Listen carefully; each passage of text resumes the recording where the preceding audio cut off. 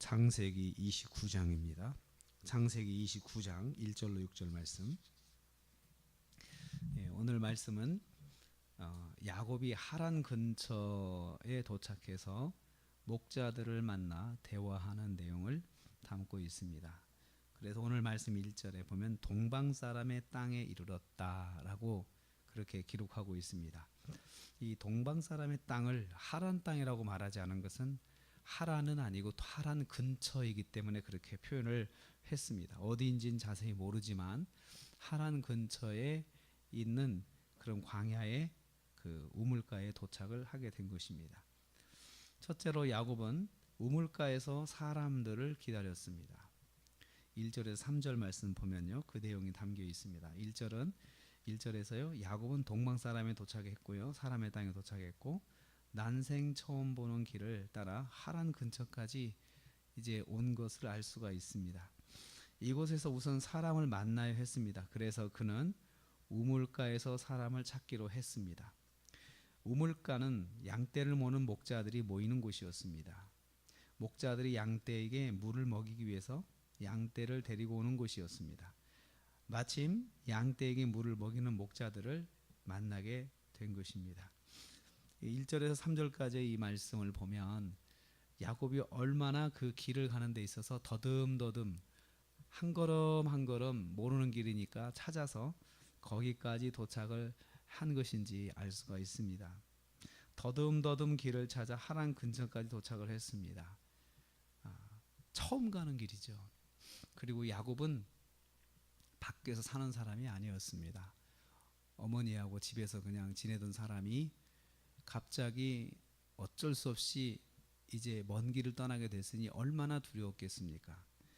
그러나 베델에서 하나님을 만나고 나서부터 자신감이 생겼죠. 그래서 그는 캄캄한 길을 더듬더듬 하나씩 하나씩 찾아서 여기까지 도착을 한 것입니다. 여기에서 성경이 말씀하려고 하는 것은 이 모든 길은 하나님의 인도하심이다. 하나님의 인도하심이라는 것을 성경은 말씀하려고 합니다. 두 번째로 야곱은 만난 목자에게 물어봅니다. 4절 5절입니다. 여기서 세 가지 질문을 합니다. 첫째는 내 형제여 어디서 왔느냐. 만난 목자에게 어디서 왔습니까? 물어봤습니다. 그러니까 그 사람이 마침 하란에서 왔습니다. 이렇게 대답을 하는 거예요. 하란 땅은 자기 목적지잖아요. 얼마나 반갑겠어요. 그러니까 이제 하란에서 온 목자들을 만난 것 자체는 정말 기막힌 만남이죠. 때마침 자기가 갈 곳을 아는 사람을 만나게 된 것입니다. 마침 하란에서 출발한 목자들을 만나게 된 것이죠. 이어서 야곱은 라반을 아는지 묻습니다. 라반을 압니까? 그렇게 물어보니까 또 그 사람들이 안다고 대답하는 거예요. 정말 얼마나 기쁘겠습니까? 근데 마지막으로 묻습니다. 그분이 평안하십니까? 지금 살아 계십니까? 이렇게 물어보는 거죠. 그러니까 물론 평안하지요 라고 그렇게 대답을 하고는 묻지도 않았는데 마지막으로 이제 야곱이 원하는 말이 나옵니다. 그의 딸 라헬이 지금 여기 오고 있다. 이렇게 말을 합니다.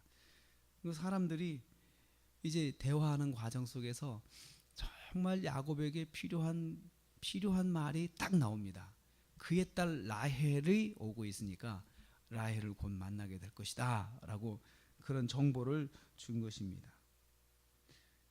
이 대답 하나가 야곱을 살리는 대답일 것이다 생각을 합니다. 순간에 저는 이런 생각을 했을 거라 생각합니다. 살았다. 이제 내가 라헬을 만나게 되는구나. 이제 그 집에 도착을 했구나라는 안도감이 나왔을 것입니다. 야곱은 제대로 온 것입니다. 세 번의 질문을 통해 야곱은 목자들에게 생명 같은 소식을 듣게 되었습니다.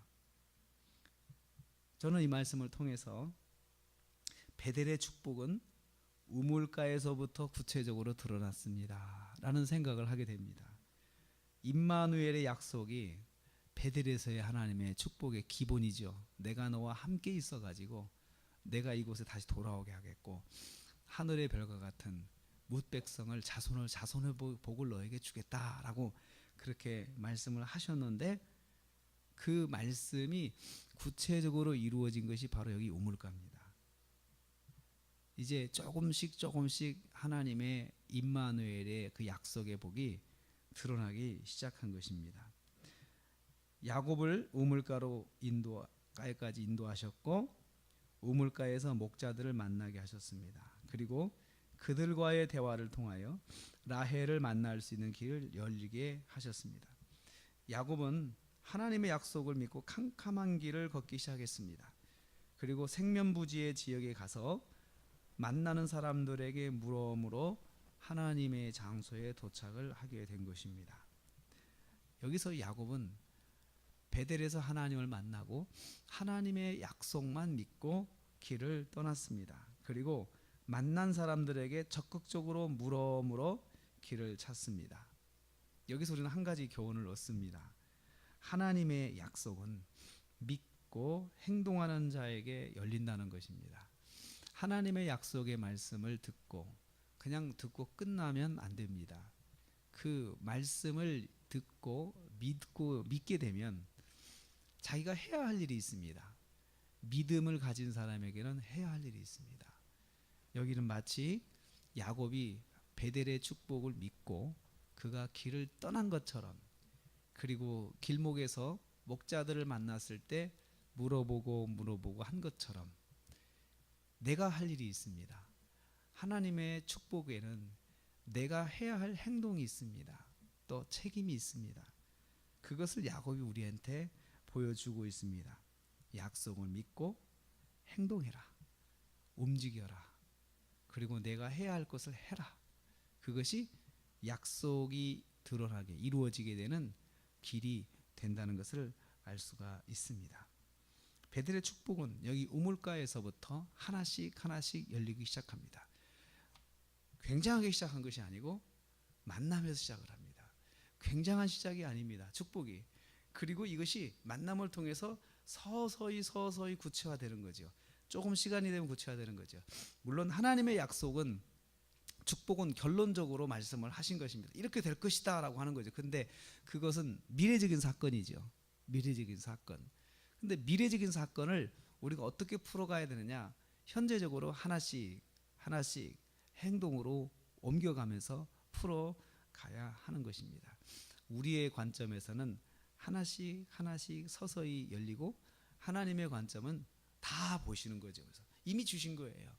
그 주신 것을 우리가 행동으로 하나씩 찾아가는 것이 하나님의 축복입니다. 오늘 하루가 그 야곱에게 있어서 우물가에서 하루가 된 것처럼, 하루가 그 조금씩 열리게 되는 출발점이 된 것처럼, 오늘 우리의 하루도 하나님의 축복이 열리는 하루가 될 것입니다. 이 속에서 우리가 행동을 해야 됩니다.